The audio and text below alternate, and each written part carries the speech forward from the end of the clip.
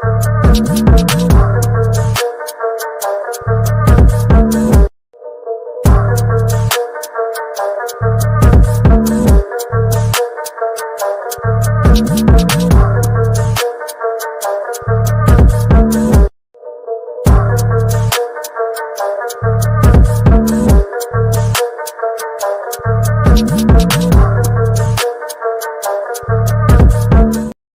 going on, world? It's your boy at Big Game James _36, and this is Big Games B.S., part of the Media Group, presented by MFTKFoundation.com. MFTKFoundation.com is the go-to website for all things nonprofit related. We coming down this backstretch where we have a few pretty good tournaments coming up, as well as other stuff. Outside of that, let's just go ahead and start the show off with the same way we start the show off each and every week with a word of prayer. You already know what time it is, dog! Thank you, God, for another day! Thank you, God, for another day! Thank you, God! God is great! All the time! All the time!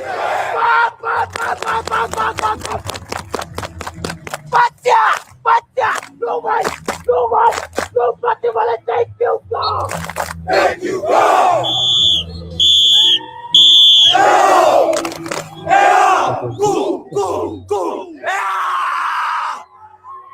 All right, Jaden, what we talking about today?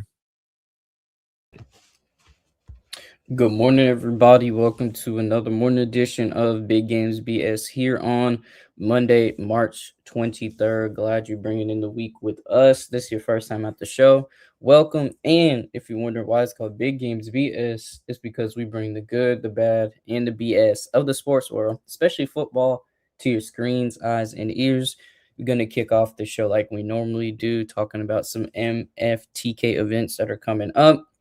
Then we are going to transition into college football talk about FSU like we normally do, and then bring up some topics that have been going crazy on the timeline this week before diving into the NFL offseason as well. Talk about some players as well as the home team, the Jaguars, some beef that's going on, and some friendly competition the UFL is doing. Then we're going to finish off our show with the Big Games BS section, where we bring the scope of the conversation outside of the typical football world. We have our BS or Bus and Food review segment, and we have a little twist on our OG Wylands segment for today. But first things first, James, you got a golf tournament you got to get ready for, or you got to get that golf cart. You got to make sure that golf cart's ready for you with some amenities. Yeah, definitely got to get the golf cart ready. It's we got I don't know how many we got signed up now, but I know we had our first one, so I wanted to make a big deal about that. It's one of the best golf courses that you can actually participate on, the King and the Bear, on June 8th. Proceeds go to all of the different things that we do with the MFTK Foundation. So we'd love to have a bunch of people that kind of come in and, have a good time. Allow us to, provide resources to what we want to do. Again, the book bag drive is a big undertaking, big deal. Food distribution is big deal.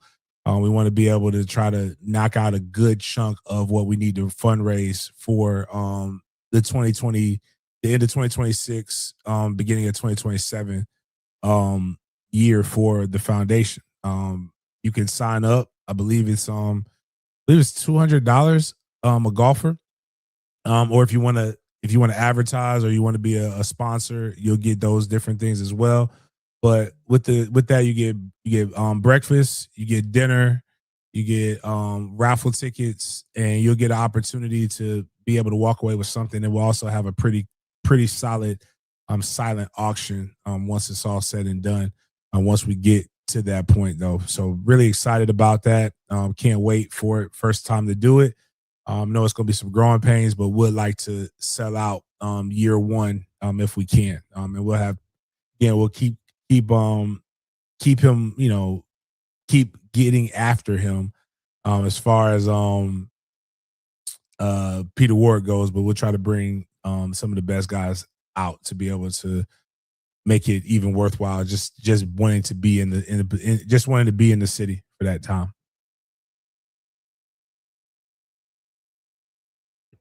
Make sure you guys sign up. It's going to be a great event. Definitely one of the best golf courses in the world for sure. So make sure to go in, catch that out. Now we're going to go from MFTK to FSU, something that a lot of people are saying MFTK about lately. But we got some news courtesy of Logan B. Robinson about FSU's rank in the 2026 season in terms of conference per FanDuel Sportsbook. So let's take a look at these odds right here. So FSU opens as the 11th best team to win the ACC in 2026 per FanDuel Sportsbook. You see, Miami is the favorite. No surprise there. SMU, that Dallas oil money is different. Louisville, Clemson, Pittsburgh, Virginia Tech, NC State, Cal, Georgia Tech, FSU. Don't see the 2025 ACC champs on this list. But, James, what do you think about the opening odds for the 2026 ACC champions? I mean, I think until you win, this is about right. Do I think Florida State is the 11th best team in the conference? No, but I don't think that I wouldn't give them the number one. Blow it back up when you go back and you look at these teams that are in front of them. SMU, I don't know who SMU returns at quarterback, but I'll give SMU I put plus 700. I put that money on that. SMU is probably should have went to back-to-back ACC championship game. Louisville is really well coached. Clemson as well. Clemson's going through the most transition that they've gone through in quite some time. Pittsburgh, Virginia Tech being in front of Florida State is a little comical. I'd say that, but I'm not opposed to them having to earn what they earn their way. I really wish that some of this stuff was on Hard Rock right now, though, because I know people have them at 6.5 wins. I want to take that. I want to take the over. I know some people have them. I'd put $100 on that, because one thing we've seen with the ACC is that all you gotta do is get hot. And we went through this on the Friday show. Like, when we really go back and we look at some of the losses, Miami and Clemson were thorough losses. Florida, I chalked that up as end of the season. They ain't really give. But the other losses they had, man, they should have been clear victories. But shoulda, coulda, woulda. If it's were fifth, we'd all be drunk. That being said, I have no problem with it. I would put, like I said, I'd put $100 on those odds and look forward to some people having a pretty good Christmas. I think if they go back to trying to run the ball, and when you look at the numbers, the statistics show you that this was probably a better team than what was given credit for. Even with those two really those two anomalies playing the tough teams. But again, the same team that beat the shit out of Alabama is the same team that got their ass whooped by Florida at the end of the season. So the way I see it, the way I call it, it is what it is. So you said you would take the over for FSU's win total for next season. So if it's 6.5, I'm taking the over. Which games are you choosing that FSU will get that W from next season's schedule right here? They beat New Mexico State. I didn't realize we had 2 games and a bye week before Alabama. Oh, that schedule sets up. Man, this is my fault. This is bad intel right here. All right. I know we beat New Mexico State. I know we beat Central Arkansas. I'm taking Virginia.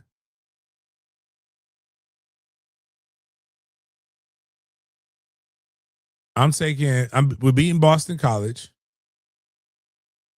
I don't like these Friday games.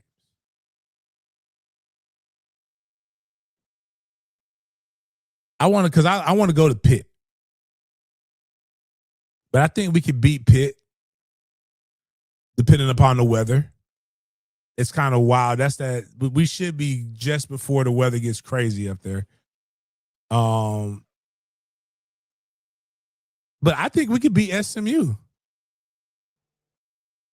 at that time. Everything would be new, so you'll you'll know a lot about this team in the first two games.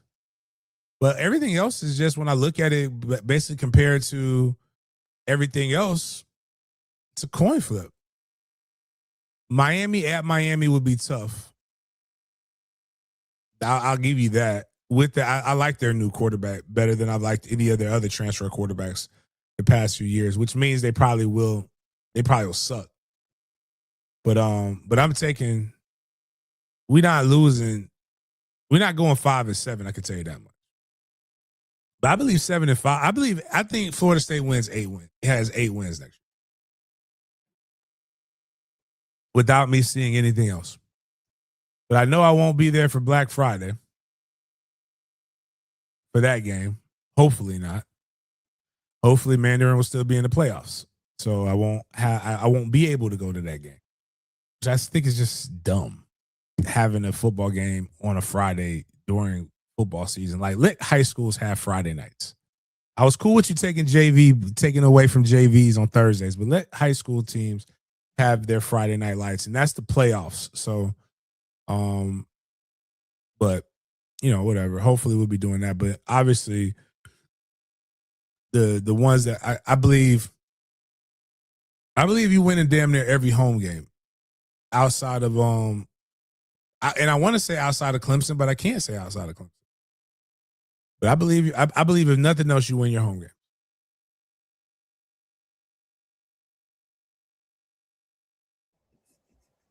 If FSU doesn't win on the football field, we are definitely going to be getting the dub off the field because our boy is back on the big stage doing his commentating thing. Jameis Winston is set to appear as a special guest on Netflix's first ever MLB game broadcast on opening night featuring the Yankees versus the Giants.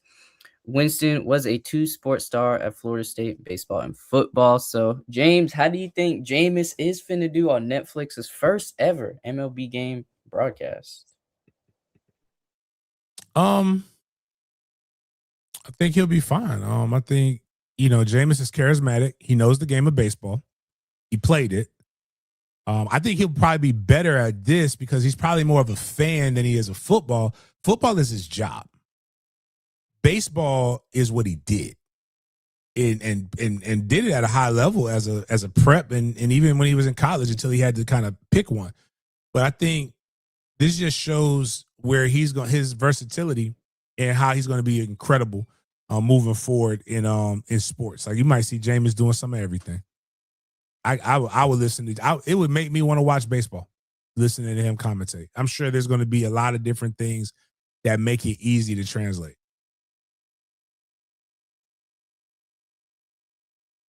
Super excited to see Jameis take on a different field in that sports commentator world. And for all of my college football fans who may not be FSU fans tuning into the show, look out for these teams, for these schools coming across your timeline with different pro day clips because there's a big week of pro days this week. You got today, Iowa, LSU, Miami, Toledo. Tuesday, Auburn, Notre Dame, Texas. Wednesday, Alabama, Arizona, Ohio State, Texas A&M. Thursday, Texas Tech. And Friday, Arizona State. A lot of the top highly touted, highly ranked prospects in this year's draft come from these schools. So just wanted to give you guys updates and making sure you guys are aware of the pro days coming up this week. And we got a funny picture for all of my college basketball fans out there, and sorry for any of my Oregon fans out there because this just seems like a crazy coincidence. So we have Oregon football on one side and Gonzaga basketball on the other side. So this says Oregon and Gonzaga are very similar in their respective worlds. So both programs have been relevant on the national stage for a significant period of time, but neither has won a national title, and they always come up short of the big goal. So you can see right here, Oregon football lost in the national title game twice in 5 years, and Gonzaga, same thing. So Oregon football went 8-1 in conference play last season, and Gonzaga basketball went 16-2. Both finished both were ranked in the AP top 10 9 times in the last 16 seasons, and they were also ranked in the AP preseason poll in 18 of the last 20 years. So Oregon football and Gonzaga basketball has a lot in common. Wanted to put this on there for March Madness and just for college basketball, because that's one knock on Oregon football, that they cannot get it done. They cannot get that championship trophy. But this is just an insane graphic. I never knew that had this much correlation. So just wanted to share this with everybody before we get into the video portion of the college football segment.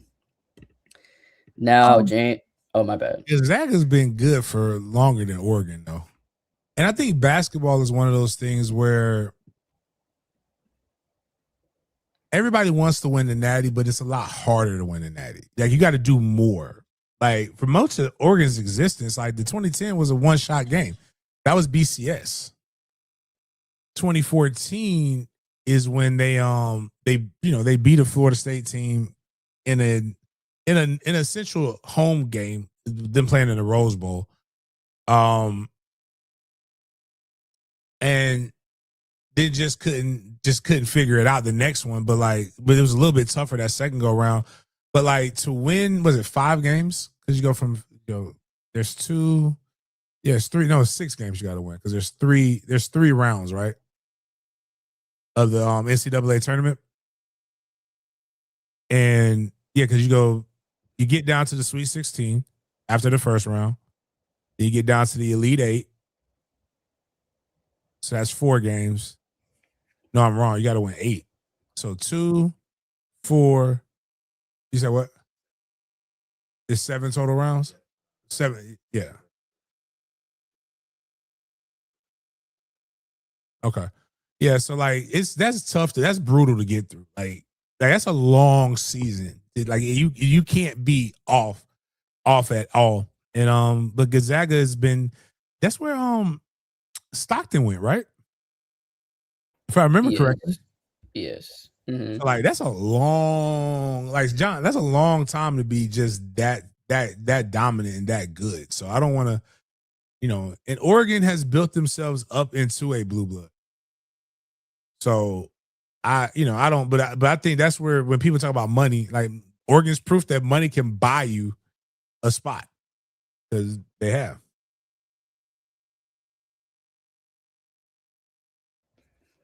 Let's look at the fiasco with Louisiana Tech's schedule, and courtesy of this Facebook video by Josh, explains how Louisiana Tech has 20 football games this season.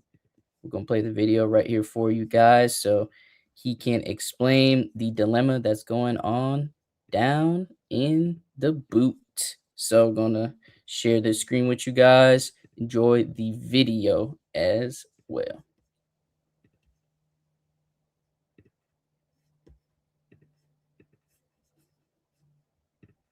Of a lawsuit, Louisiana Tech has 20 football games this season. This might be the most daunting college football schedule of all time. This is Louisiana Tech's schedule, and there are 20 games on here, including Baylor and LSU. Obviously, it's going to change before the season once the lawsuit gets settled, but the way the schedule is now, they could end up playing 18 of these games. Now, why is this happening? Essentially, Louisiana Tech is in Conference USA, and that conference has been kind of falling apart over the last couple of years, and so they wanted to jump ship to the Sun Belt. I completely understand it. The Sun Belt is a much better conference than Conference USA. I played in Conference USA a couple of years ago, and yeah, it was pretty trash.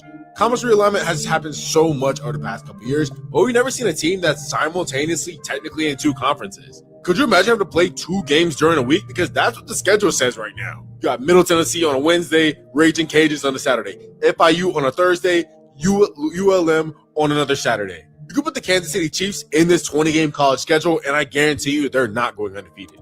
It doesn't matter how good your team is. If you're not well rested, you only have 2 days between football games, you're cooked. If you're still watching, don't forget to like and follow for more. Let me know below, what conference do you want to see Louisiana Tech play in this season? Let me get this straight. Why aren't they? But Louisiana Tech has 20 football games. I hear what he's saying, but like, what is there? Are they being sued by Conference USA?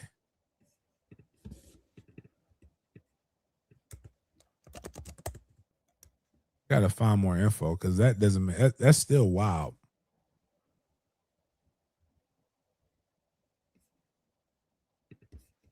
It says, according to the New York Times, on March 6th, Louisiana Tech suing Conference USA in effort to leave and join the Sun Belt for next season, or for this athletic year, 2026-2027.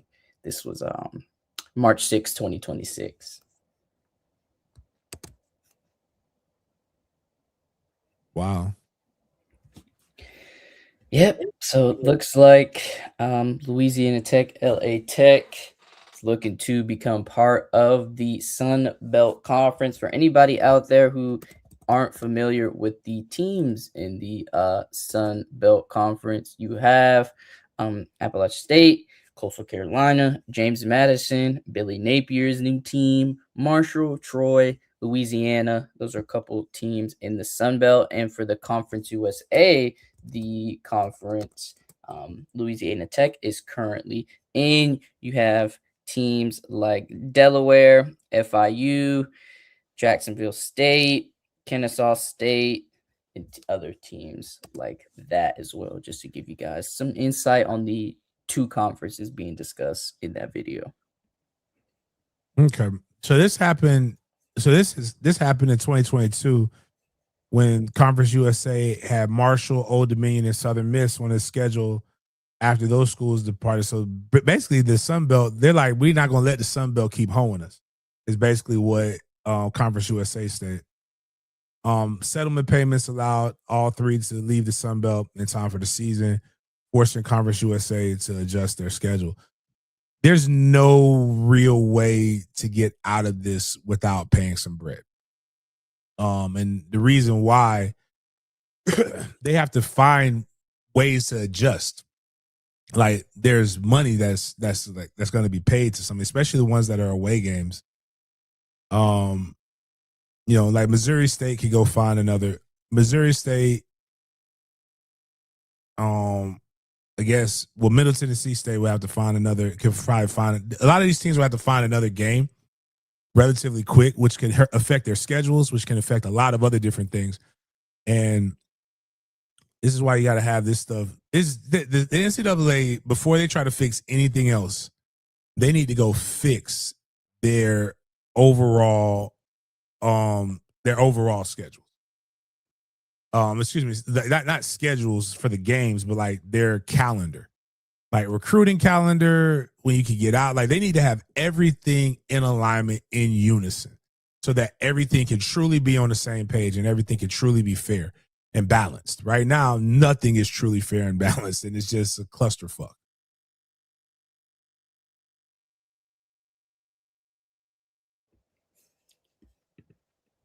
James, a running joke you have is that kickers aren't people. But I don't know if you've been seeing the UTSA kicker Jafar Murphy, because he's put on a show for his pro day. So you can see right here that he ran a 4.5 40-yard dash and went 12 for 13 on field goals, including a 70-yarder in front of NFL scouts. You see a video of him right here. You see the Patriots in the back.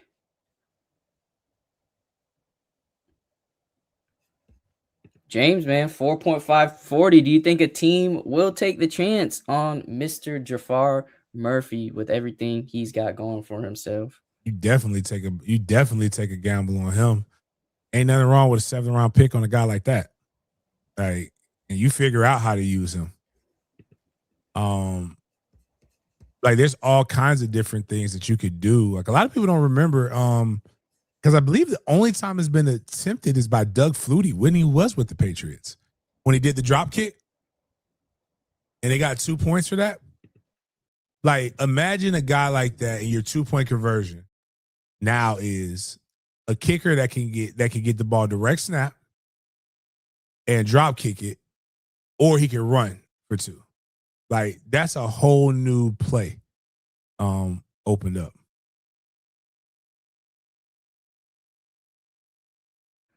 Hopefully Murphy does get picked up by an NFL team, and there was some NFL scouts there as well, so hopefully he can get on that NFL stage.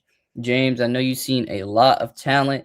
You coach, you trained, you've witnessed so much talent, and I know you have a good judgment of football players and their abilities. So there was this highly recruited wide receivers tape I want you to look at. I want you to see his footwork, and I want you to rate the footwork from this wide receiver from 1 through 10. All right, everybody, I'm going to share it with you guys.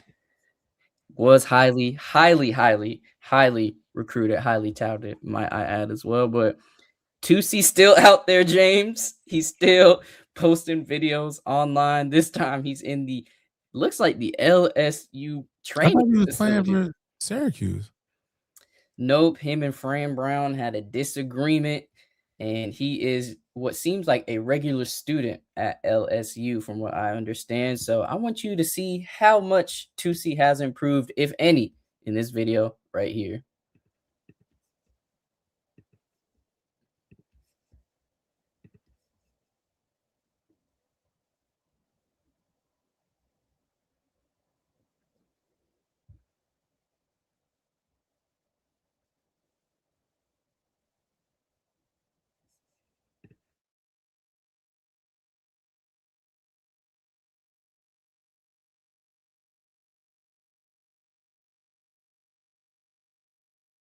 That's actually not bad, that last one.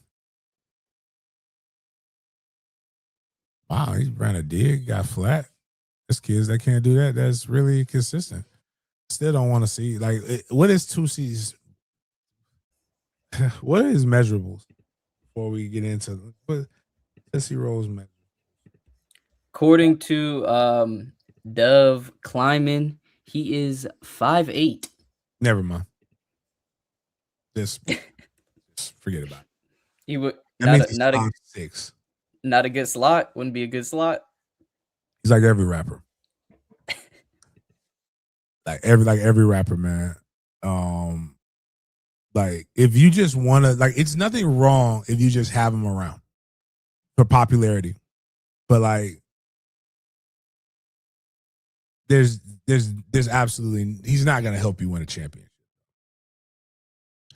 Might help you get some guys that have some really good things to do after the game, but he definitely ain't, damn sure ain't winning championship.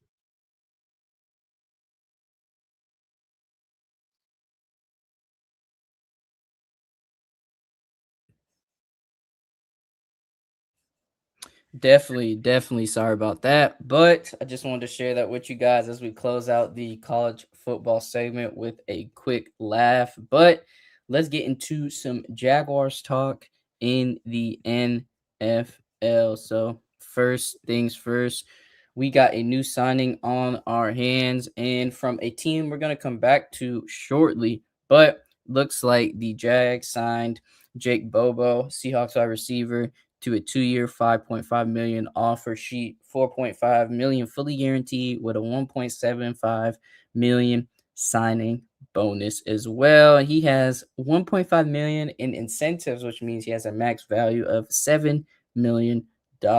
And looks like Seattle has until 3/25 to match. So that's what an offer sheet is. It's pretty much a contract to where the team you're requesting that player from can match it. So that's pretty much all what an offer sheet is. That's why he put Seattle has till 3/25 to match. But just wanted to give you guys updates on prospective Jags player who is a champion, might I add. So just wanted to give you guys an update with that. But James, we mentioned T.Y. Hilton retiring last week. And for Jags fans out there, we all remember the Minshew and Chark connection. But DJ Chark has retired, James. He posted this on his Instagram. So I'm not going to read all of it, but I'll read that first paragraph. After much contemplation, I have decided to share a proper farewell as I navigate retirement. My journey began at the age of 7. And when I signed up for football, unaware of the profound impact it would have on my life, I simply loved the sport and had the unwavering support of my parents. Years later, I received the support of my wife, kids, family, and thousands of fans. Skip to the last paragraph. The possibilities ahead are endless, and that excites me. I'm grateful for all my teammates, fans, and every organization I have had the opportunity and privilege to play for. All glory goes to God. I am forever thankful. But shout out to DJ Chark on his retirement, announcing it on his Instagram. Definitely had some good memories in that teal Jags uniform. So shout out to DJ Chark, man. Shout out to him. Definitely. Kudos to him for making it as long as he did. Some good years. And so we got to know when to hold him and when to fold him. So I love it for him.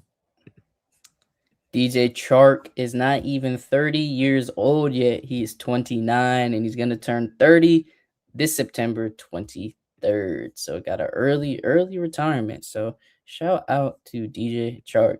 But let's talk about the biggest news today, courtesy of Adam Schefter. For any of my JSN fans out there, you know that he's been that in Jigba all season. But now this time, the money matches the catches. So let's take a look at this because Offensive Player of the Year and Super Bowl champion JSN is now the highest paid wide receiver in the NFL. So he reached an agreement with the Seahawks on a 4-year, $168.6 million contract extension. That makes him the highest paid wide receiver in NFL history. The deal averages $42.15 million per year and includes over $120 million in guaranteed money, both setting records for any wide receiver. And you just want to see how much the gap is between JSN and other wide receivers. This is the highest paid wide receivers in the NFL on a per year basis. JSN $42.15 million, Jamar Chase $40.25, Justin Jefferson 35, CeeDee Lamb 34, DK 33, still baffles me to this day. But anyways, and Garrett Wilson 32.5 million. James, I'm gonna ask one question, even though I already know the answer to, but is JSN worth that $168.6 million extension? Oh yeah. Well worth it. I wish I could find a picture of us hanging out in the at Burn during his draft. He they still get him on a coupon. It's an extension, so I want everybody to realize that it's an extension. He ain't get paid that next year, but luckily it's 120 million guaranteed. But like, this is what his what he gets paid next year will be $4.5 million, right? You know what he gets paid in 2027? What his cap hit will be then? It still won't be anywhere near like what the average is, but his cap hit will be 23.852 million dollars. But he's locked in until 2031, which if what is he now? He's 24 years old right now. Damn, they got him. Wow. They still got him on a coupon though, because he's going into year 4. They could have just hit him with the 5th year extension. And if he'd done it again, the numbers would have been even crazier. But like, they got him on a coupon. Definitely got him on that. But he's 24 with a 4-year extension, so his contract is up. So technically 26, so 25. He'll be under 30 years old when it's time for him to re-sign again. He'll probably hit him in like the 3rd year. They'll do renegotiations in 2 to 3 years again. He's doing what we know him to do, which is wild. Just imagine he's Tootsie, the guy that we like. Let's look at his drills compared to the rapper that we were talking about and see which one you think is worth it. That's why it is getting kind of wild with some of the name, image, and likeness and some of the stuff that's going on with some of these guys. Unless you served in Iraq and you're a military guy or you play baseball, I don't want to see you 25 years old as a freshman in college.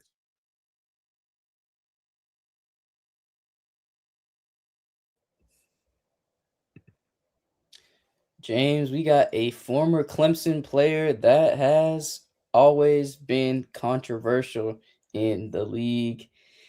Man, you get a lot of comments, a lot of suggested comments about free agent defensive tackle Christian Wilkins, but it looks like teams. I just thought about it. That wasn't even the nut ass freak bull I was thinking about. Yeah, Clemson, I don't know what they got in that water, but definitely something out there. But free agent defensive tackle Christian Wilkins fully intends to play this season, but still is rehabbing his foot injury, per his agent, David Mulligetta. So far, he has the same agent as Deshaun Watson as well. They both share the same agent. But so far, 26 teams have reached out and are waiting for Wilkins to be ready. And Wilkins is expected to have a new home as soon as he wants. He's coming to Jacksonville, James, or what? Listen, man. I don't care what you do. I don't care who you splitting into or who's splitting you into, as long as you get into the quarterback. And clearly what he did something that I just have an idea of what it was. I believe it's probably workplace sexual harassment to a coworker. That's what I've been hearing. Well, you said what? That's what I've been hearing as well. Yeah, and I just, it's a little terrifying when you're a skill player. You little skill, like when you're a lineman, you got to be able to hold your own. But as a guy who's potentially played with a guy who's a part of the community, and that guy was really, really good, I just didn't want to be tackled by that guy in practice. I didn't want to be on the wrong side of that guy's yearnings. So like, just as long as that stuff they got that stuff going on, man, cool. Like shit, if he gonna help us win, can he go? Does he? What I need to know is if he has yearnings. Does he find Cam Ward attractive? Because that would help us twice a year. Does he find my bad? Who else do we got? I don't know I forgot who the Colts quarterback is. I know my man is hurt. Riley Leonard. Right, that's who Riley Leonard. Riley, that's the quarterback. Does he like Riley Leonard until the other one comes back? And who am I missing? Oh, and does he find CJ Stroud attractive? If he does, sign him up. Sign him up and give him all kinds of perks. Oh, my bad. Oof, wow. Incentives to be able to get to the quarterbacks. So I heard he likes guys with dreads in the press boxes. James, what do you got to say about that? You know what? That probably will not be a problem for me in 2026. So I'm good. I am good. I'll be good to go because I'm thinking about trying to figure out. I got to figure out if I'm going to be like Miles and Trey, or if I'm going to go like Kai. I got to figure out which level I'm getting. Is about to be the end of an era coming up soon. I'd probably be more like Miles and Trey because I'm gonna keep them and I may get them reattached. But right now I want to start fresh. But man, that is man, terrifying. Be like Tom from Boondocks. Like, what's he say? My booty is mine. You can't take it from me. My booty belongs to me. Something like that. Whatever. Hey man, listen, dog. It's not a it's definitely is not a disability. If anything, it's an advantage in certain places. Definitely at the bottom of the pile is an advantage. You see what he does to people since college. definitely an advantage when you're at the bottom of the pile. If you know, you know. But man, we are 1 month away until the 2026 NFL draft, and Field Yates gave us these little tidbits. So, 5 teams currently have multiple first round picks: Jets, Browns, Chiefs, Dolphins, and Cowboys. And there's 5 teams without a first round pick: Colts, Jaguars, Falcons, Packers, and Broncos. And the Jets have 4 top 50 picks with 2, 16, 33, and 44. The Steelers have 12 total picks, and the Seahawks have 4 Let's total. do a quick looky. Like, who are this? Like, find Mel Kiper if he's still alive, or who's the other one? I don't even remember these guys because I stopped listening to them years ago. Let's find who are the top 50 picks. Because one thing we do know is that you're wrong. And this is why I always try to tell people: college is not the NFL, and NFL is not college. College is starting to slowly become more like it, but the NFL will evolve to something different. NFL is more entertainment than it is actually football. College still has a semblance of football that is dedicated to. So yeah, we just gotta so there are some things that we need to look forward and to address when it comes to this. So I want to look at the top 50 list and see if it's even worth it. Like, I'm gonna be honest with you, man. Like, I don't know who. Like, I can tell you who I don't want: Mendoza. Oh, this is a mock draft. This is fine. So, guys who I wouldn't mind having. I don't want Jeremiah Love is somebody I wouldn't mind having. Wow, this is crazy. If Bain falls out of the top 10, which I could believe because of his measurables. And those guys, I can see why. I don't believe those will all happen, but I can see those things happen. Akeem Mesidor is a little long in the tooth. Yeah, who's drafted? This is a lazy draft. You want to know how you can tell when something's a lazy mock draft? Like they just did a randomizer. Look at picks 3 through 5. And then you look at picks 29 through 32. And tell me when you've ever fucking seen that happen. Like, that shit ain't happening. All right, this is a little less lazy. All of them still have Fernando Mendoza. I can see 4 and 5 happening.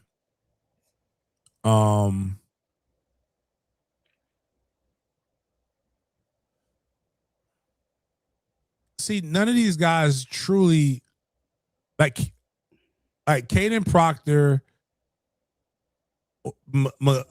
Francis, the Polynesian sauce. Holy shit, 25. Can we zoom in on that?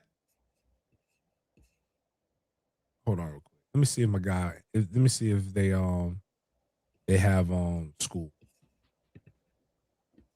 They got my dogs. That Zion Young is one of the guys. If you guys remember on our show, we tried to get him to go to Florida State, and he was locked and loaded. But it was the same day that he was ready to commit. Was the same day that we got hit with them chart. Yo, hello. Hey, have you seen one of some of these mock drafts? Yeah. Hey man, tell your boy, let me hold something. Shit, you gotta get it first. Hey man, 20. I'm looking at one. I was looking like Zion Young. I know that name. Boy, look. I've seen you high as 15. I done seen him slip into the second round. In the 20s, I think that's what he. Yeah. Did he run the 40? He didn't run at the combine. He ran at the pro day last week. What did he run? 4.76. Oh, that's good because he's up there. Wait, he 260, 270? 270. Oh, yeah, money. 3-4 DN can still fuck around and play 4-3 DN as well. Oh man, yeah, you really want to play. You got to be versatile today. Yeah, so pick you. 50% of the team. 50% of the teams run 3-4, run odd man, but everybody runs a variation of both. So he's not like he just go rush the passer. strong. Yeah. Hey, give special teams crack some shit. Yeah, now that's cool. I just seen that, man. I was like, I'm over here recording. I was like, let me go hit my dog up. Be like, I was telling everybody, I'm like, boy, this just further lets me know that these guys just don't want help, man. He was telling me about this weekend. They hired what's your name at Missouri? Oh yeah, as a special teams coach, and he didn't even want him. So he at Missouri telling people, "Oh man, I really wanted the guy." You know? He said like admin or general manager would push it through. Zion was like, "I called him straight to the face." Like, nah, that was it. The second time, I will say, it worked out for him in the end. So yeah. A little bit on them, dragging their feet a little bit, but he drove his feet too. But they FSU did too. So like FSU should have still taken it even with and then realized the African with no edge and no haircut wasn't no good. We could have got rid of him. State. And then Marvin Jones Jr. who didn't do nothing. Like, damn, boy, that's crazy when you look at all the guys you struck out on, and then the guy that you could have had that was trying to gift it to you, like hand wrapped, and you didn't take it. Took Atlanta to Tallahassee.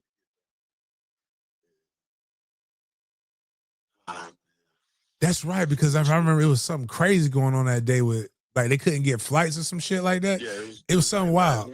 Yeah.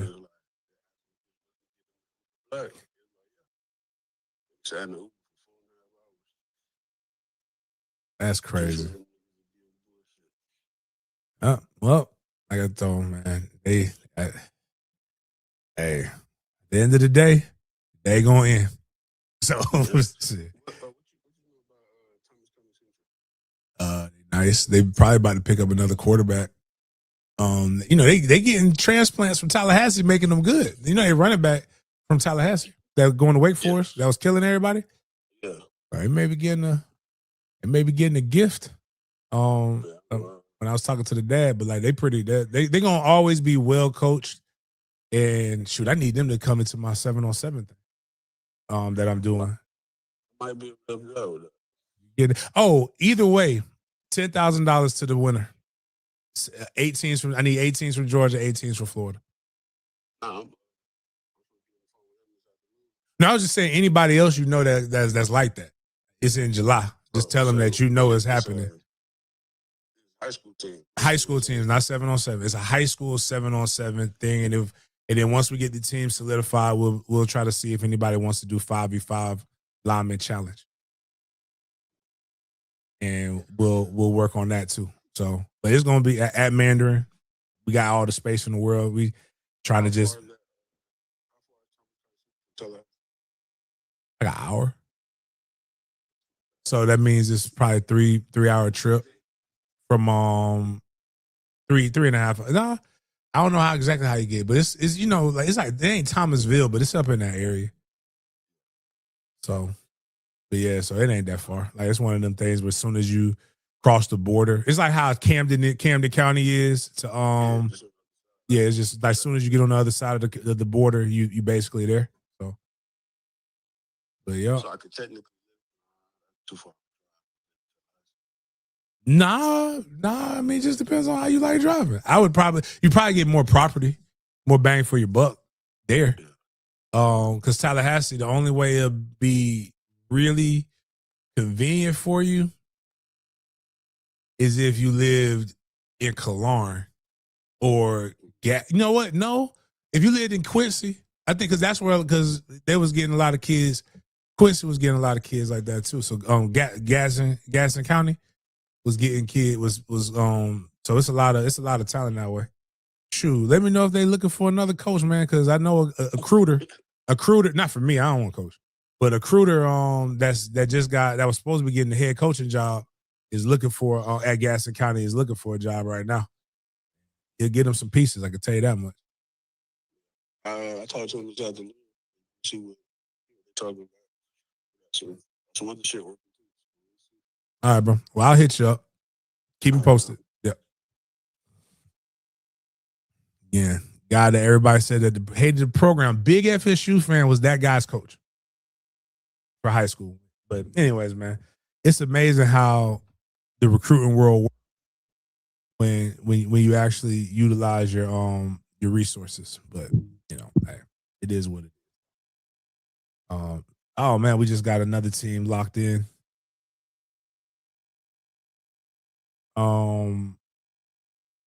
We got damn, that's a big lock in. So cool.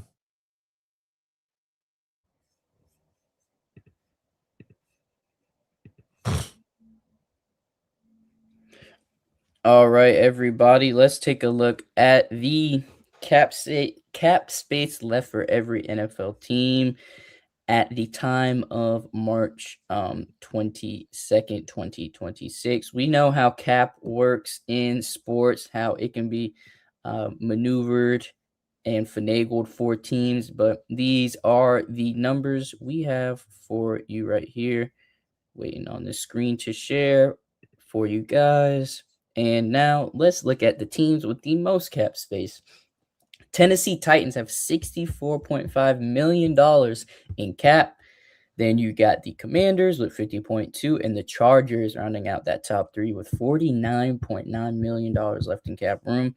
Then got the Jets, Cardinals, Seahawks, Patriots, Eagles, Steelers, Ravens, Rams, Niners, Colts, Lions, Raiders, Packers, Bengals, Browns, Broncos, Cowboys, Falcons, Bucks, Texans, Saints, Bills, Vikings, Chiefs, Jaguars, Panthers, Giants, Dolphins, and the Bears rounding out your 32 NFL teams. Just want to give you guys an update on the cap space left for every NFL squad. We got some new. Oh, I'm sorry. My bad. I was just saying, wow. Yeah. So we got some news, James, because there is beef in the football community.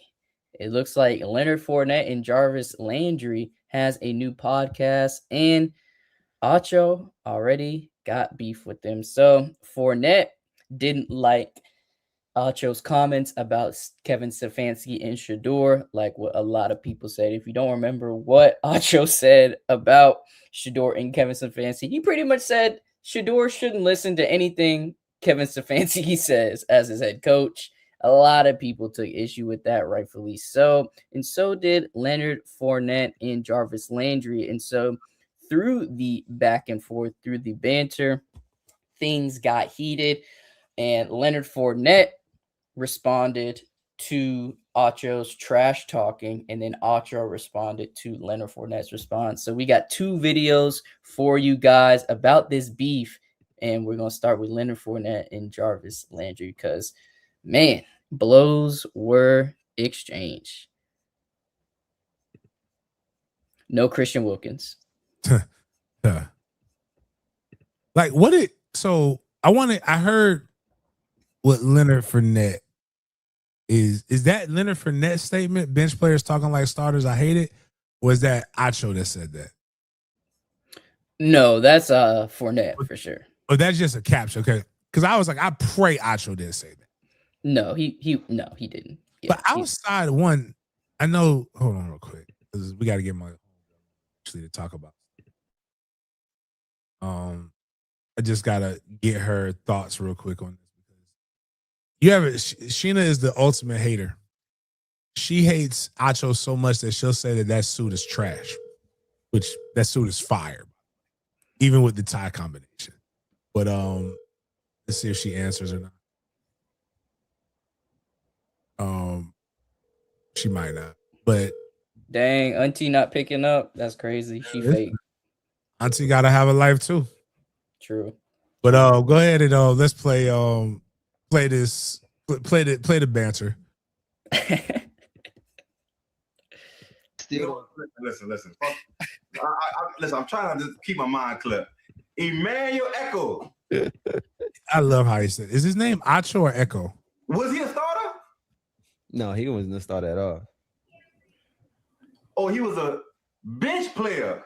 Hold on 1 second. Pause it real quick. 100%. Hey, we over here talking about your favorite person. One, I'm going to tell you this before we even start. The suit that he has on right now is absolutely fire. Like, nice suit. I don't even wear ties anymore, I do but the not tie care. is because fire I bet too. it doesn't. I bet it looks horrible on him.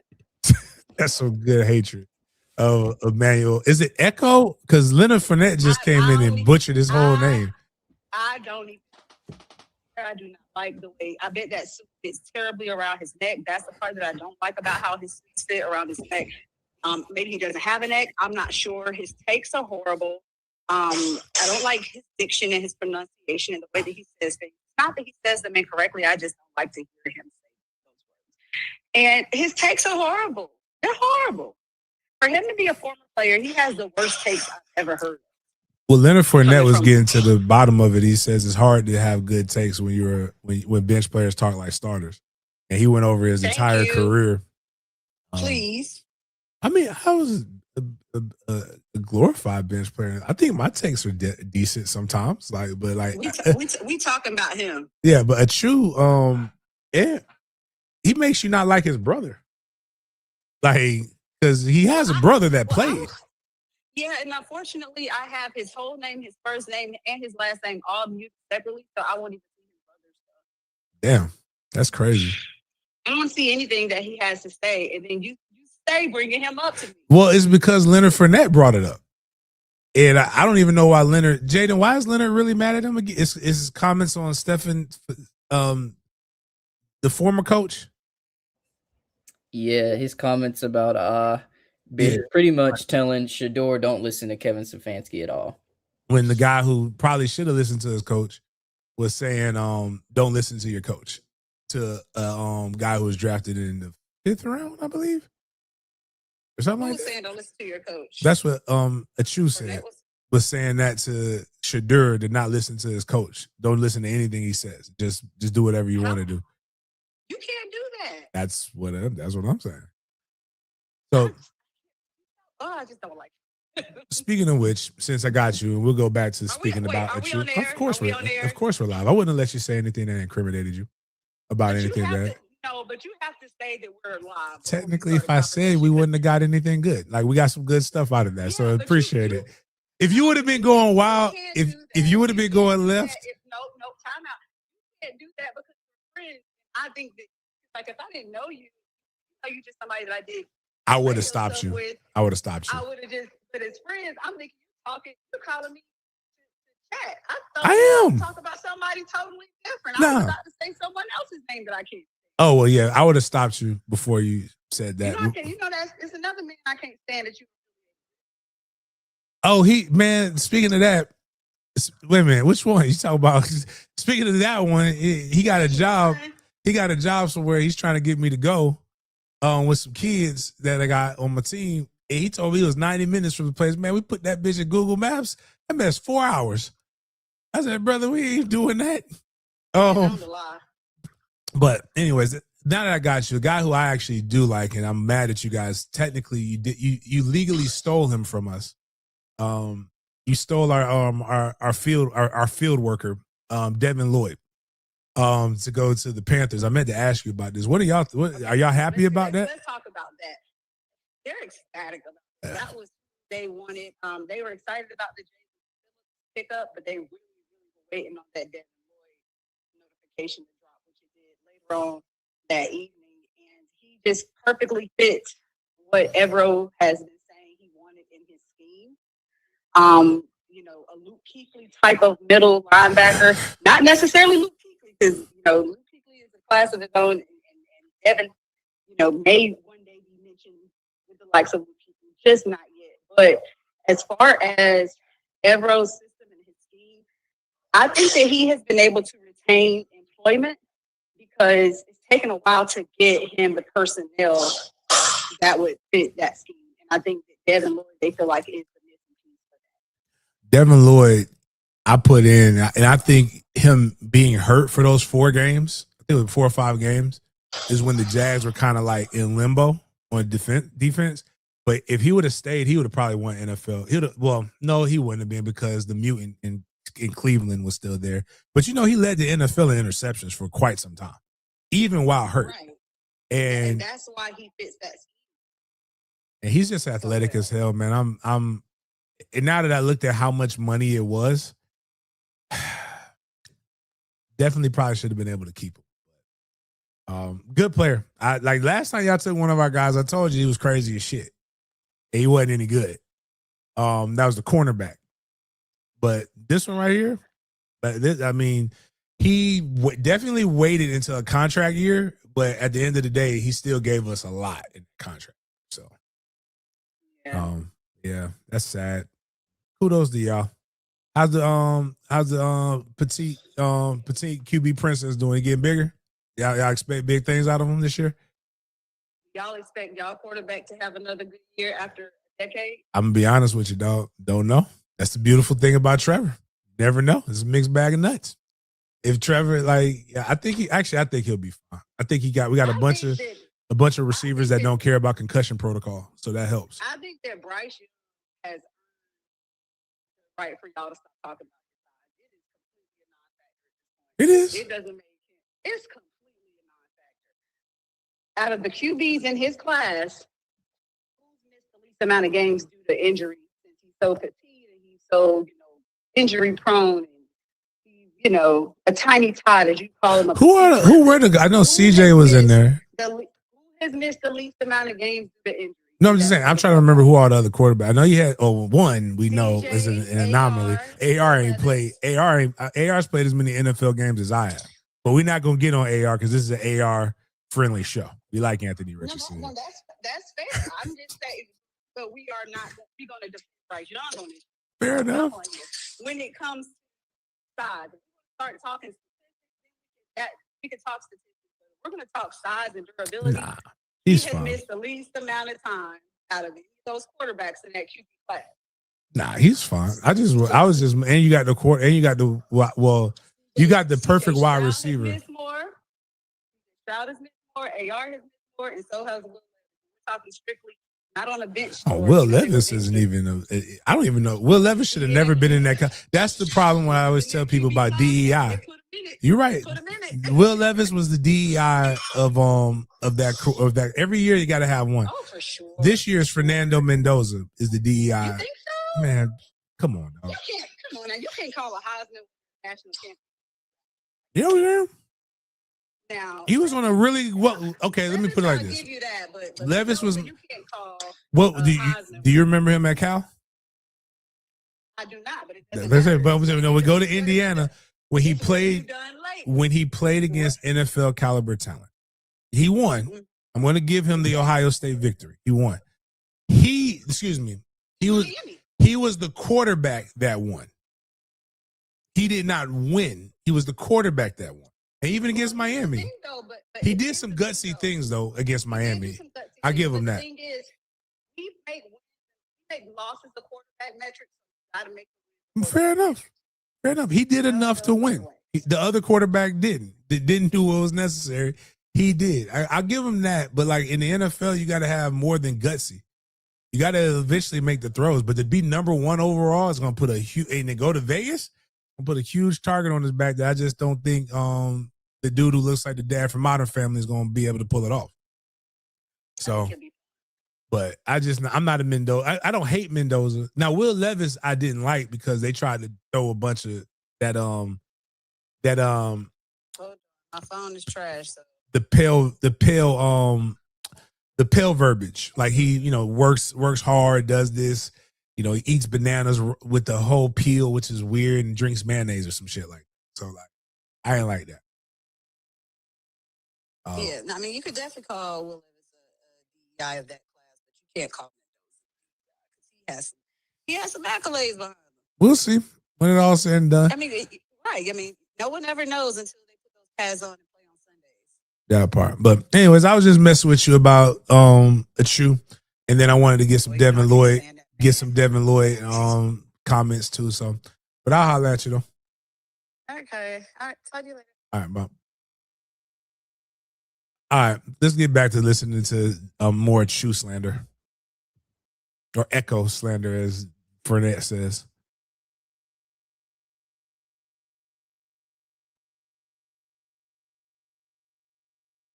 It says 33 tackles in your career. It says he started 2 games. In his career? In his career, out of every NFL analyst they have, he has the weakest resume. I agree. Like, what did you talk like? And guess what? This is our last time even speaking about you on here, but I had to let you know, like, we not them. You just can't just, you say, oh, Jarvis had a good career. Leonard was a dog. Jarvis was a dog. Leonard, yes, was a dog. Definitely. Emmanuel was ass. Period. Why was he coming at Leonard Fournette?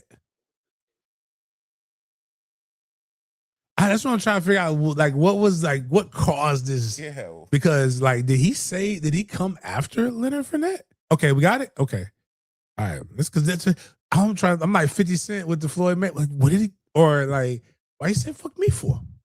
Or the Gangstalicious, no, Thugnificent. And I started thinking to myself, damn, what did he say to make the people that mad? What did a True say? Or what was his response back? I mean, whatever you got up there, Jaden.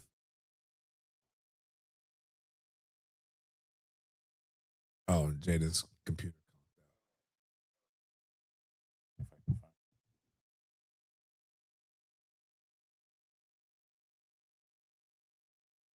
Oh, he's back. Jaden's back in. Sorry about that. Let me share this video of Acho responding to Fournette. He's responding to Leonard. Yes, he's responding to Mr. Leonard. Yes, got it right here. Sorry about that, guys. Had to make sure my video was playing, but here it is. Ooh, wait a minute. Hold on. Like, first off, pause. Glasses are fire. I don't care what nobody says. Glasses fire. He has to have on an undershirt. Like, to be a black male athlete, there's no way you're that cool. To where you don't have any, like, you don't see no dark stains up under the armpits. It's one of the downsides of wearing gray when you're there. But look at the bottles. If nothing else, all of that got to be something kind of expensive. But yeah, let's listen to what he has to say about it. And he got to tread lightly, like Charles said. We do not. One thing I learned, and this was almost over a decade ago, do not talk shit about Leonard Fournette. Oh, not good at all. Bum, backup, all the things. But I was a 6th-round pick. I probably should have been. Leonard Fournette won a Super Bowl. I'm happy for him. Yeah. But why you got a podcast in your hand? Why ain't you got a football in your hand? Because 8 running backs drafted after Leonard Fournette were still in the league last year. Top 5 running back. Adrian Peterson was a top 5 running back. LaDainian Thompson was a top 5 running back. So let's not talk about careers. Because if we're being honest, based on where we were drafted, we both underwhelmed in the NFL. Let's talk about the takes.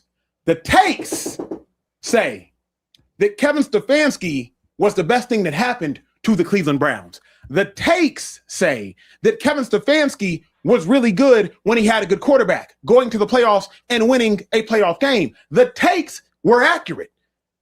The last time you were born, Leonard Fournette, the Browns have not seen a coach better than Kevin Stefanski. That is the take.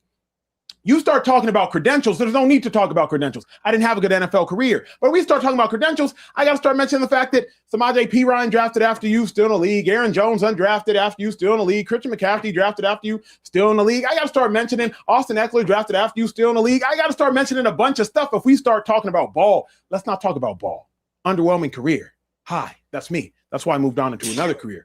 But now you've moved into another career. So now we got to start talking about takes. And the fact of the matter is, learn somebody's name before you speak on them. That's the bare minimum into having a conversation, is knowing somebody's name. It's Acho, by the way. That's the bare minimum having a conversation.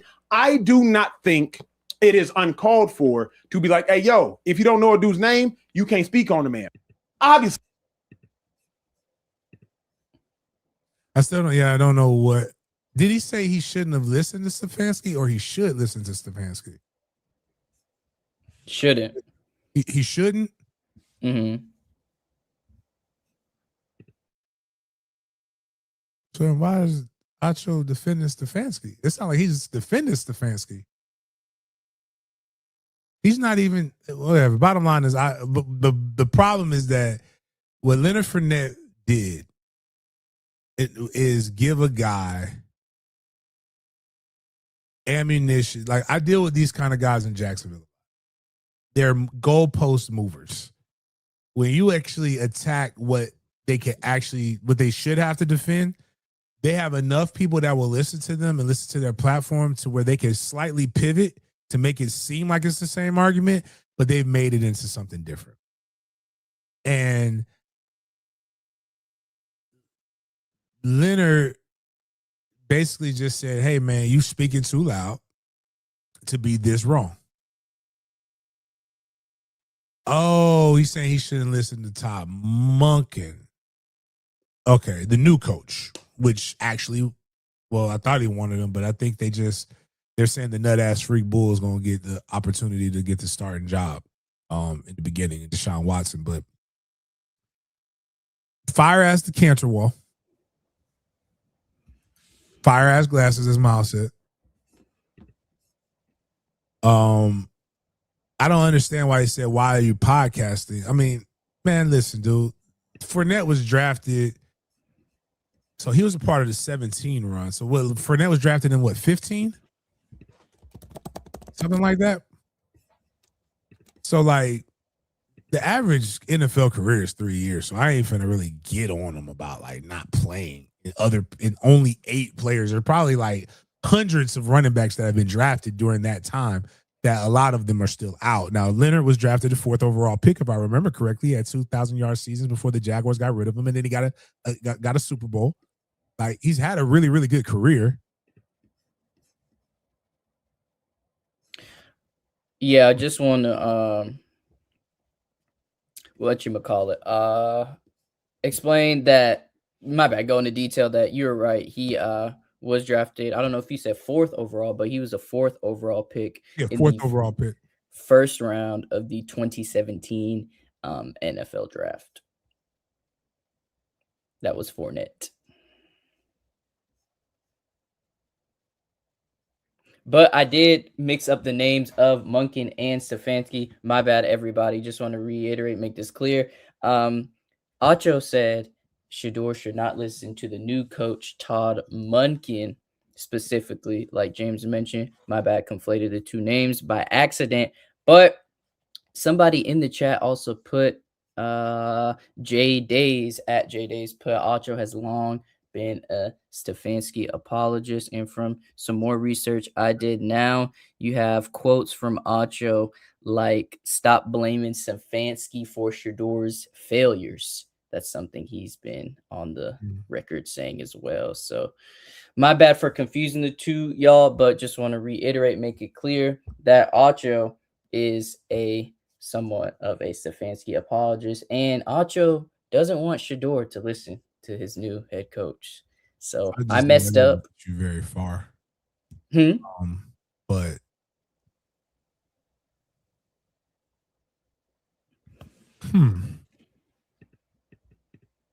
it's very interesting. Very, very, very interesting. When you Very interesting. go to the resume, you could have attacked his debate, like you're saying. Attack his debate. That way you can show that you're more knowledgeable as a player instead of going after his career, because now it muddies the waters. Oh man, wow. And then his man, them ain't even his things, man. Is he on? You know what?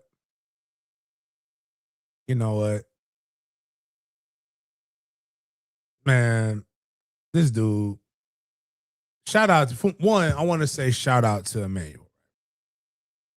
One of the things that I really do like that former athletes have been able to do, and I hope to be able to achieve this more so on my own, right, is that a lot of us have carved out a niche to be able to get our opinions out and show that you can have a strong opinion without having a battery behind you, a true battery behind you.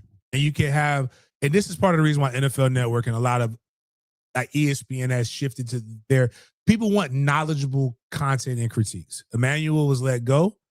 I believe he was one of the people, he was with Fox Sports, right? But, he had the joy to, we know he likes to dip, he loves some joy. And shout out to Shady McCoy too, who I'm not a big fan of his takes either. But they both have a show, Speakeasy, which explains the backdrop. I gotta make sure that's even a real backdrop, and that's not like you know how you got the AI stuff. But today's the 23rd. I guess he addressed this because on the show Speakeasy is Sunday through Thursday, 11:15. So he addressed this at 11:15 p.m. Eastern Standard Time. They edited this at 12:36 a.m. It's got 1 million views on X. That clip that you just played, Jada. So it's bread out there. So and drama always sells more than anything else. So yeah, it's drama. Honestly, I'm not very interested in Len Fournette as a podcaster because of his social media presence a little while ago. Yeah. It doesn't always equal out to as good player being. I don't like Emmanuel Acho. Yeah. Yeah, I just don't. Yeah, I think it's just two guys that I don't really like. Yeah. As podcasters. Yeah. Funny Leonard Fournette story, though. Leonard Fournette, I got a chance to obviously didn't cover him.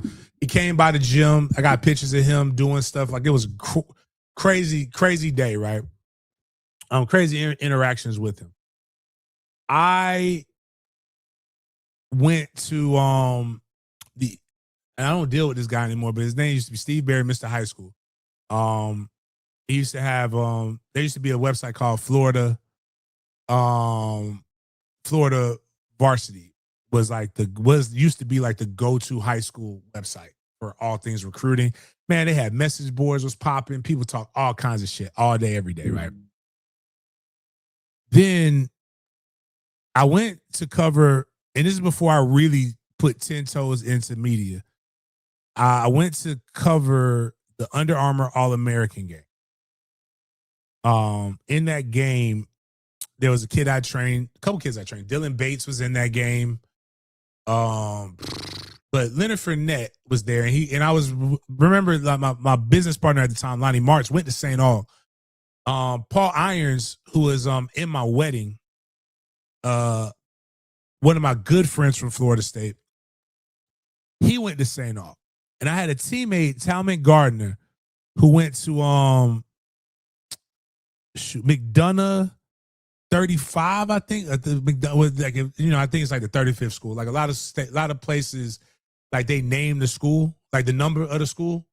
Like, you know, we don't do that as much here in Florida. Like it's William M. Raines. It's not school 131 or whatever. Again, forgive me for all of those reasons, but TG used to always pick on PI and call them the Purple Punks because it was an all-boys school and they wore purple and gold.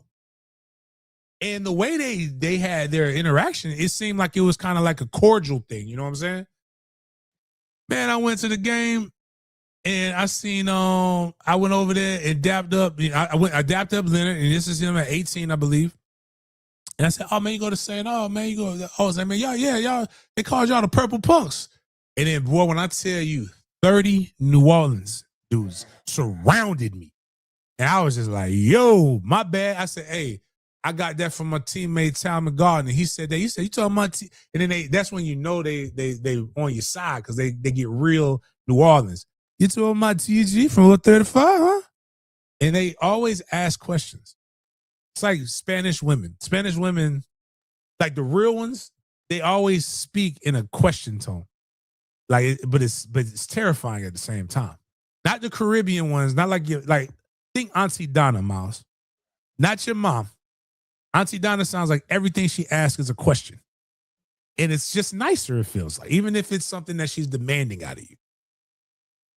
Them New Orleans cats, like when I tell you Juvie made a whole career off of asking questions that don't sound like they questions, but like sound like they might be threats. That's how they really talk out there. That's you with that bad at being, huh? That's you that can't keep old lady because you keep nailing her friends, huh? You gotta go to court, huh? You gotta serve a subpoena for child support, huh? That was that nerve, huh? You didn't get a chance to say a word, huh? I know I ain't tripping. Don't your brother got them birds, huh? You ready to punch somebody's head, huh? You ain't scared, huh? You know how to play it, huh? Then I ain't no punk ass, I ain't no pussy ass nigga. You understand? I'm a rapper, but I'm still a gorilla. You understand? Like the stuff that they say, it's not really a question. And when I was getting questioned, I made sure I had the proper answer. Again, y'all know it ain't about being scared, it's about being sane. I was surrounded. They did not care at all. But it was an interesting thing. But like Leonard Fournette ain't been nothing but good to me though. I like Leonard. He ended up going to LSU, did some big things, man. And when it's all said and done, we only know Acho based upon, we don't know anything about Acho's football career. We know more about him as a podcaster, which there's nothing wrong with that. But I do think we should have just kept it to the takes. I get it.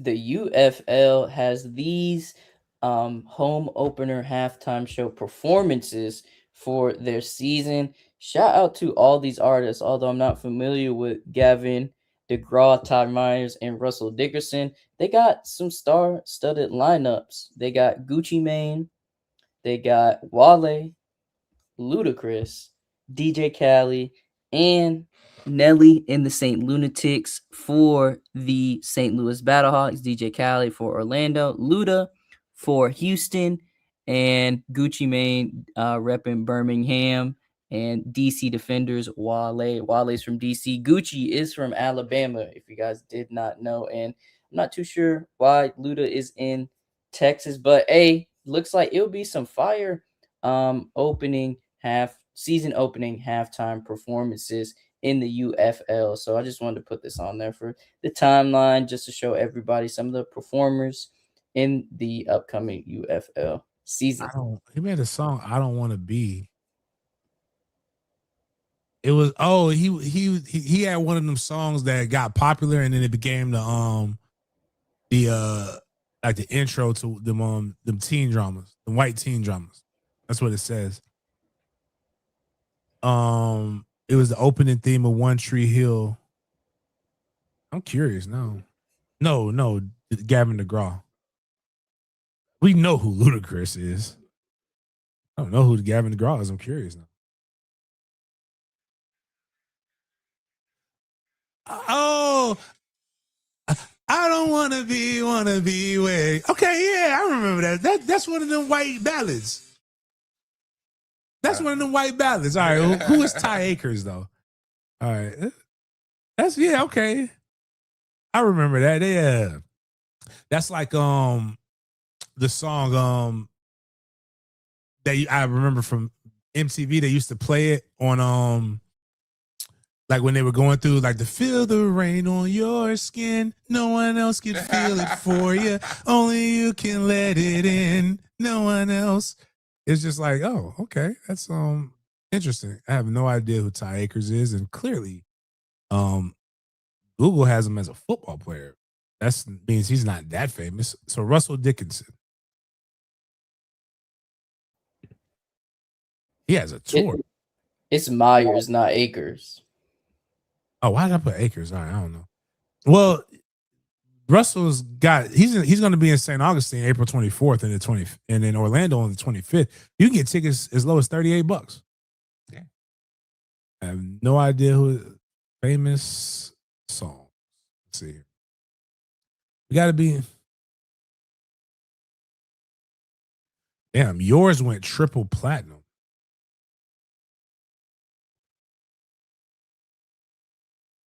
Yeah, I don't think any of these songs, none of these songs sound familiar. You said Ty Myers. I think Russell might be a country music singer. That one might be the most successful. Oh my God. Can you name a Saint Lunatic? Not Murphy Lee.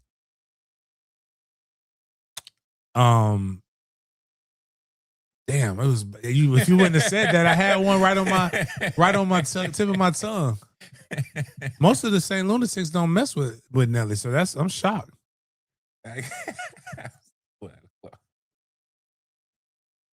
Is Sway Lee one? That's gotta be. It sounds like I might have just made up something. Nelly, Ali, Murphy Lee, Keywan, and City Spud. Yeah, I would have never went with that. I know my favorite verse in Air Force Ones was not Nelly's. One person in the chat had Keywan, but everybody else was saying Murphy. Oh, Sway Lee is Ray Shermer. Okay. Oh, okay. That's one of them. Man, we knew Nelly. Like, Nelly came out with a banger. Like he came out with a bop out the gate. Like and he used a nursery rhyme to it. So like Ludacris just performed in front of a bunch of white people at CPC. Gucci Man is going to really like throw me off because I don't see Gucci Man being like a stadium venue friendly artist. Like it's in Alabama where he's from, but like none of them are really from Atlanta. Jeezy from Macon, which is right around the corner from Atlanta.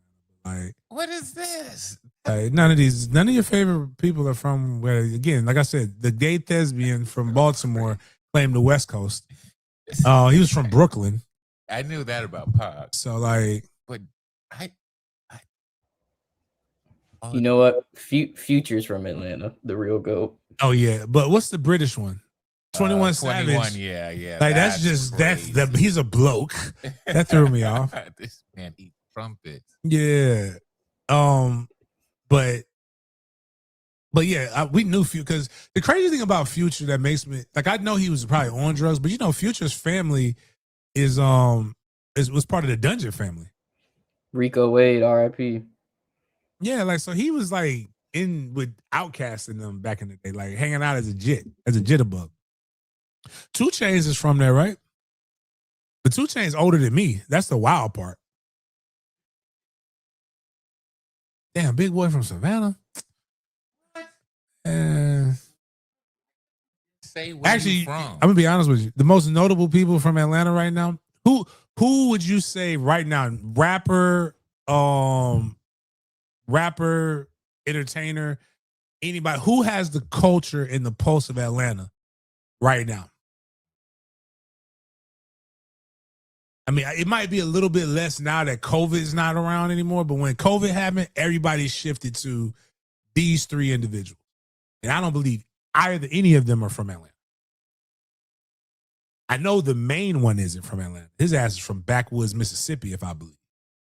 That's Carlos Miller and them boys with the 85 South Show. Oh. Like none of them from where. Which is the craziest part about like when I see people be so ready to rep other cities. Like none of y'all are from there. Like why are you like, or you're not there anymore? They rep Port Arthur. They weren't trying to be Houston. Like, actually, yeah, that was when it changed. Like Scarface was wait till I tell you about like not all Bone Thugs is from Cleveland. It's from Cleveland. A couple of them from Columbus, Ohio. At least you got to give Ohio that. That's just one big. It's 3 cities in Ohio, and they're all in a diagonal. Like you get I think it's, if I remember correctly, it is Cincinnati, Columbus in the middle, and then Cleveland at the bottom. If you go like from top to bottom. Okay. But yeah, Snoop from Mississippi. That's crazy.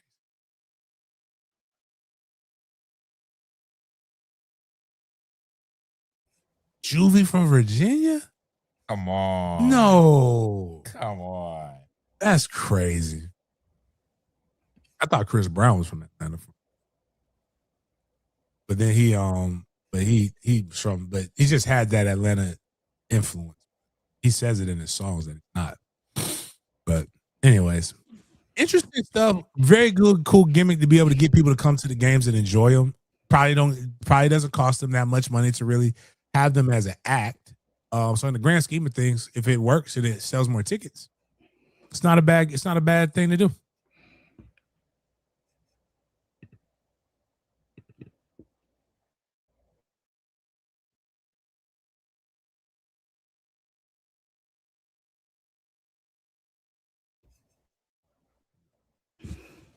Sorry about that, but we are at our Big Games BS section for today, where we bring the scope of the convo outside of the typical sports world. But sometimes we like to dabble in sports, and this is one of the times where we are, because we are at our BS or Bussin' food review segment, where James rates a food item with a BS, saying that it's trash, or with the bussin', saying that it looks good. And we want you guys to spam in the chat below BS or bussin' for this food item. We are going to stay on the topic of baseball park food items. I think last show we did one, and we have one from the Phillies here. And I think a lot of people are going to like this one, but it is a sweet treat like the last one we did. So let's take a look at this item from the Phillies right here. So you have a Schwar-Bomb Sundae. So this is a mini helmet filled with soft serve ice cream and topped with a funnel cake fried. Let me say that again. Funnel cake fried strawberry uncrustable, fresh strawberry sauce, and fruity. It looks like fruity pebble pieces right there. So is this BS or bust? Strawberry is my favorite uncrustable too. I know it's fire, especially if it's fried. I just don't. I'll eat it. I'm gonna be out for the count for a little bit. Yeah. But I'm gonna eat it though. You ain't gotta put out. I'm gonna tell him, hold the fruity pebbles. Hold the fruit. Right. Everything else is fine. It seems like a lot to having at a baseball game. Right. Like that's just asking. Like throw up.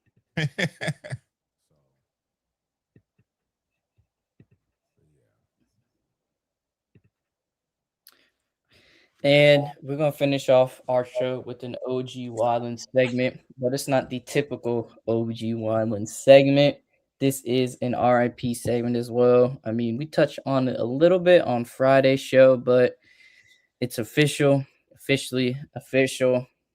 OG had to leave us. I'm so sad the OG had to leave us, man. But RIP to a legend, Chuck Norris, man, martial arts grandmaster and action star, died. He was 86. He was a 6-time undefeated world professional middleweight karate champion. He founded the United Fighting Arts Federation, as well as a style of karate sometimes known as Chung Kuk Do. So RIP to Mr. Norris. He was 86 years old, lived a long life. So RIP to the legend, aka Walker, Texas Ranger. Shout out him. And he had a lot of, them Chuck Norris quotes was going on for like 20 some years, man, or more.